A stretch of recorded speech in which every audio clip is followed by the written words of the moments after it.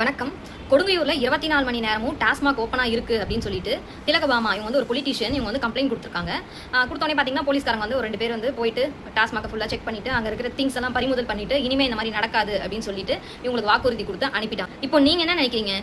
Scheduled டைம்ல தான் இனிமே வந்து டாஸ்மாக் வந்து திறப்பாங்க. அதாவது மார்னிங் 12 இருந்து ஈவினிங் வந்து நைட் வந்து 10 o'clock வரையும் தான் திறந்திருப்பாங்க. மற்ற டைம்ல வந்து இல்லீகலா திறந்து வச்சிருக்க மாட்டாங்க அப்படின்னு நீங்க நினைக்கிறீங்களா? தமிழ்நாடு கவர்மெண்ட் 2024 to 2025 ஃபினான்ஷியல் இயர்ல 48,344 crores வந்து ரெவன்யூ டாஸ்மாக்ல இருந்து earn பண்ணிருக்காங்க. ஃபினான்ஷியல் இயர் 2023 to 24 இதுல வந்து 45,855 crores வந்து ரெவன்யூ earn பண்ணிருக்காங்க.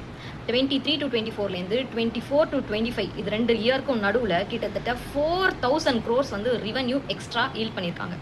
கிட்டத்தட்ட growth rate 109.59% 1 இயர்ல வந்து இன்க்ரீஸ் ஆயிருக்கு.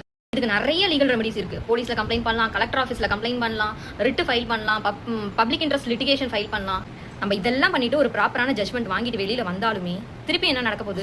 ஒரு மாசம் சும்மா இருப்பாங்க. அதுக்கப்புறம் திருப்பியும் கதவை திறந்து வச்சுட்டு இல்லீகல் டைம்ல இதை வந்து கொடுக்க தான் போறாங்க, விற்க தான் போறாங்க. ப்ராப்பரா இந்த மாதிரி தப்பு பண்றவங்களை கண்டிச்சுட்டு ஷெட்யூல்டு டைம்ல மட்டும் டாஸ்மாக் ஓப்பன் பண்ணணும், மற்ற டைம்ல ஓப்பன் பண்ணா சிவியரான ஆக்ஷன்ஸ் எடுக்கப்படும் அப்படின்னு சொல்லிட்டு இதை வந்து ஸ்ட்ரிக்டா பண்ணாங்கன்னா மட்டும்தான் இதை வந்து கண்ட்ரோல் பண்ண முடியும். இதை பத்தி நீங்க என்ன நினைக்கிறீங்கன்னு கீழே கமெண்ட்ஸ்ல சொல்லுங்க.